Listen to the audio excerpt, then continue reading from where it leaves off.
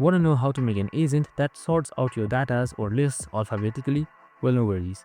In this video, I'm going to show you an easy step-by-step guide on how I can do it. It's super simple and under the minute, so let's get straight to it. Now, first things first, just simply open up your AgentGPT website.